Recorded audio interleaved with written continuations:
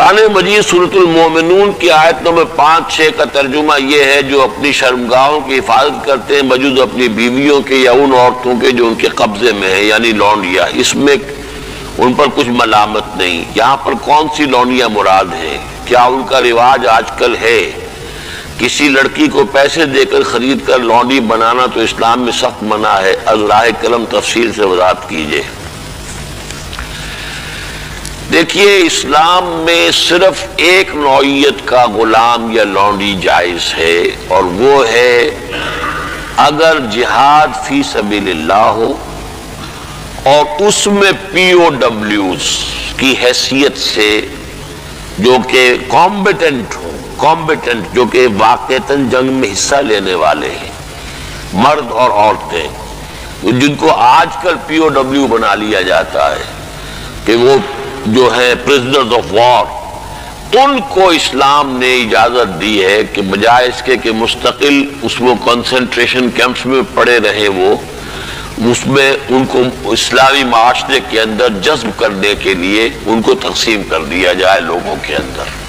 یہ ہے در حقیقت اس کی غرض و غایت، اور وہ بھی ایسا ہو سکتا ہے کہ کہیں مبادلے کے اندر اگر شکل بہتر بن سکتی ہو تو اس کو بھی اجازت ہے، کہیں اگر زر فدیہ لے کر چھوڑ دینے میں کوئی قباحت نہ ہو تب بھی اس کی اجازت ہے۔ یہ سورہ محمد صلی اللہ علیہ وسلم کی آیت جو ہے اس کے تحت ہم پڑھ چکے ہیں۔ لیکن فرض کیجیے کوئی شکل ممکن نہیں ہے تو پھر کیا کریں؟ انہیں کنسنٹریشن کیمپس کے اندر رکھیں، وہ تو گویا کہ ایک مستقل لائبلٹی بھی آپ پر ہو گئی، اور نمبر 2 یہ کہ ان کی اپنی زندگی اب نارمل ہو گئی۔ اس کی بجائے ان کو نارمل سوسائٹی میں جذب کرنے کا طریقہ یہ ہے کہ کلاس 2 سٹیزنز کی حیثیت سے وہ مسلمانوں میں اس معاشرے میں دے دیے جائیں۔ اس طرح کی جو خواتین ہوں گی ان کے ساتھ تعلق جو ہے جنسی وہ جائز ہے۔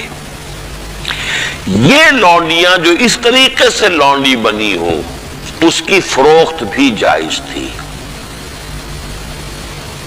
کسی آزاد مرد یا عورت کو پکڑ کر لونڈی یا غلام بنا لینا حرام مطلق ہے۔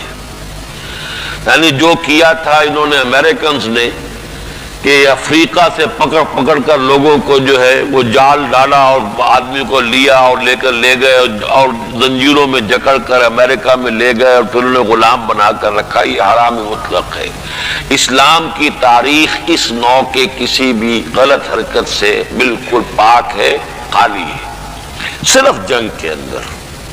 اور اس کا بھی میں نے آپ کو بتا دیا کہ یہ سارے اگر اس میں آپشنز نہیں ہیں تو پھر یہ کہ آپ انہیں غلام بنا سکتے ہیں اور ان کی پھر فروخت بھی ہو سکتی ہے۔ یہ ہے جو میرے علم میں ہے۔ باقی کسی کو خام خواہ آپ نے خرید لیا اور کسی کو پکڑ کر کسی مرد یا عورت کو اور زبردستی لے جا کر کے بھیجا، یہ تو بالکل حرام مطلق ہے، بہت بڑا جرم ہے۔ یہ ضمنی سوال ایک صاحب نے کر دیا ہے کہ نکاح ان لونڈیوں سے بھی کرنا ہوگا۔ نہیں، نکاح لازمی نہیں ہے لونڈیوں کے ساتھ۔ نکاح تو کر لیا تو پھر تو وہ زوجہ ہو گئی، وہ علیحدہ کیٹیگری کہاں رہی۔ لیکن ترغیب دی گئی ہے کہ اگر آپ کسی لونڈی کو آپ کی وہ لونڈی تھی، وہ تھی پی او ڈبلیو کے طریقے سے آئی تھی، کنیز تھی، آپ نے اسے آزاد کیا، اس سے نکاح کر لیا، بہت بڑا نیکی کا کام ہے۔ تو ایمینسیپیشن جو تھی غلاموں کی اور کنیزوں کی آزادی کے لیے راستہ اللہ تعالیٰ نے یہ پیدا کیا کہ بہت سے گناہ ایسے ہیں کہ جن کا کفارہ یہ رکھ دیا گیا، غلام آزاد کرو، غلام آزاد کرو، اور کسی طریقے سے اس کو بہت بڑا نیکی کا کام قرار دیا گیا۔ فک و رقبۃ، گردنوں کا چھڑا دینا، آزاد کر دینا، یہ بہت بڑی نیکی ہے۔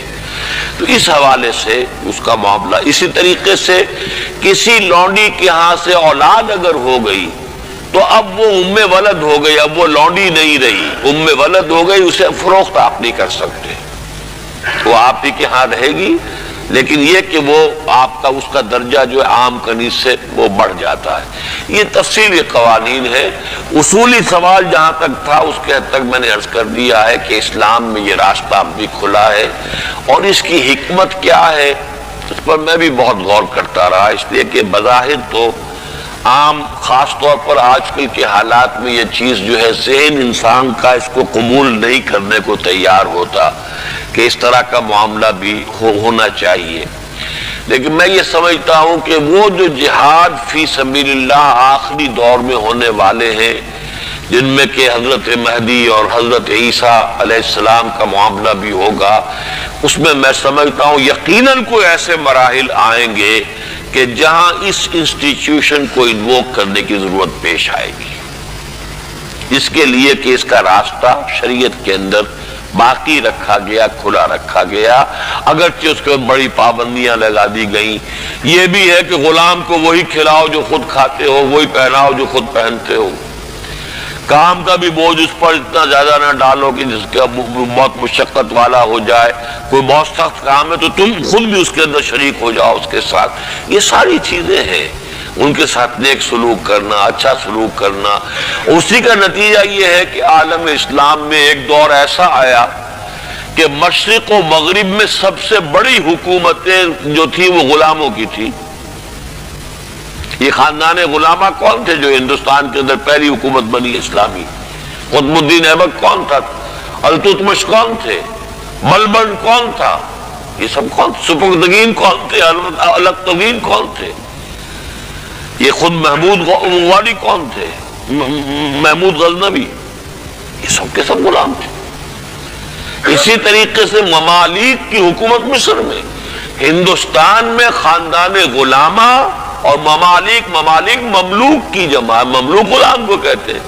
تو ممالک کی حکومت مصر میں عالم اسلام کی دو عظیم ترین حکومتیں غلاموں کی تھیں، اس لیے کہ غلاموں کو وہ سٹیٹس دیا اسلام نے، اتنے اونچے اور ایسے ایسے غلام جو اتنے بڑے اساتذہ بن گئے کہ شہزادے ان کی جوتیاں سیدھی کرنے کو اپنے لیے فخر سمجھ رہے ہیں، اس لیے کہ عالم دین بن گئے، اتنا بڑا علم انہوں نے حاصل کر لیا کہ اب وہ جو شہزادے جو ہیں وہ ان کی خدمت کر رہے ہیں.